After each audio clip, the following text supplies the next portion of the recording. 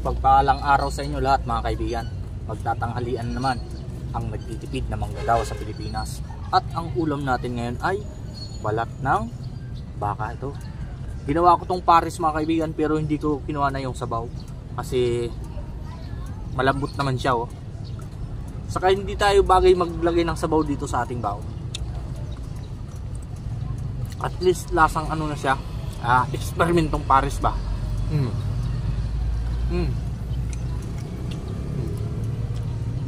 Ang laki niya mga kaibigan.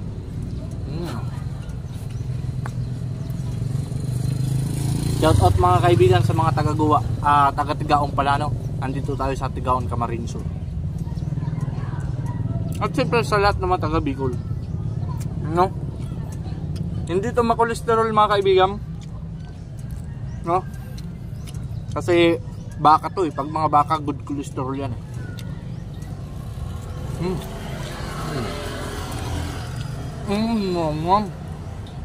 Ang sarap mga kaibigan. No? Pinalambot ko sa mga kaibigan, kaya ang sarap. Tapos lasang pares siya. Kasi yung pagkakaluto ko ay parang pares na lang din. Pero eksperimento lang yun. Ang sarap. Ito ang masarap kainin kasi walang cholesterol masyado, no? Safe na safe to. Pero kung meron kayong high cholesterol kayo, tingnan nyo lang yung organic barley juice dyan sa comment section. Yan ang lunas sa inyo. Ang kilo nito sa Bicol mga kaibigan is 150 pesos ang balat ng baka.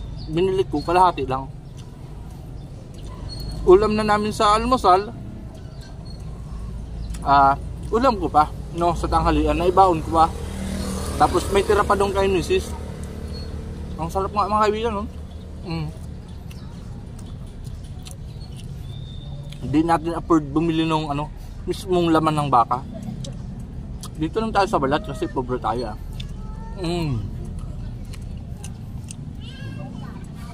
Ang laki niyan.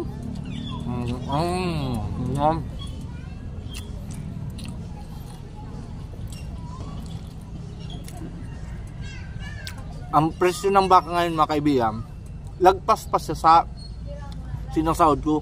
486 lang yung sahod ko. Ang presyo ng baka ngayon is 450. No? Mahal.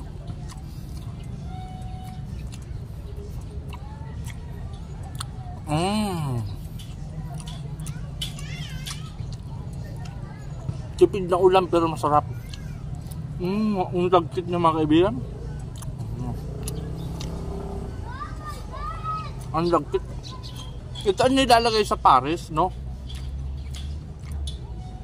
Sa Bicol, mga mahilig din sa pares, pero bibira yung magaling magluto ng pares dito eh.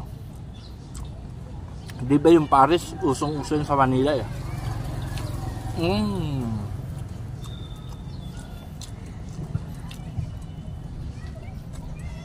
Matagal ko itong pinalambot mga kaibigan, no? Pero sulit naman. Kasi ang sarap. Partida, wala na yung sabaw nung. Pero ang sarap pa, no? Kasi tumagos na yung lasa sa ano. Amis mong wala.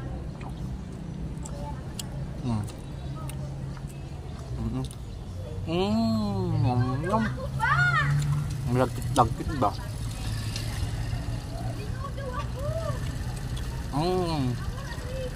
Ang tawag sa ibang lugar nito ay balbakwa. Ako tawag ko dito balat ng baka eh.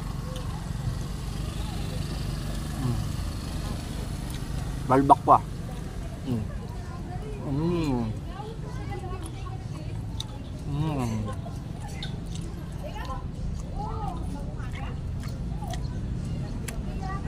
Nandito tayo sa simbahan ng ano, Tigaon, Camarines Sur, no?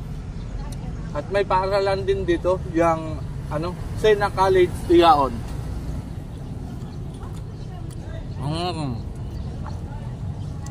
Shout out na lang sa mga taga ano, Sena College.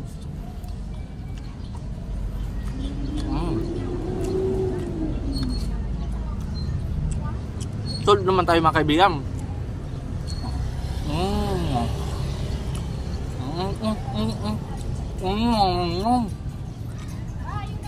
Busog naman sa tanghalian ang nagtitipid ng manggaw sa Pilipinas, no?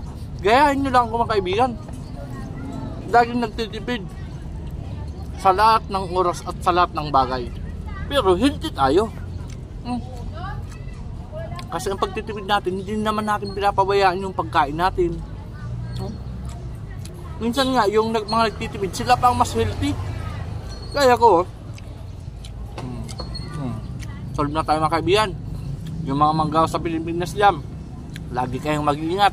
At aasahan ko na sana magtipid na rin kayo.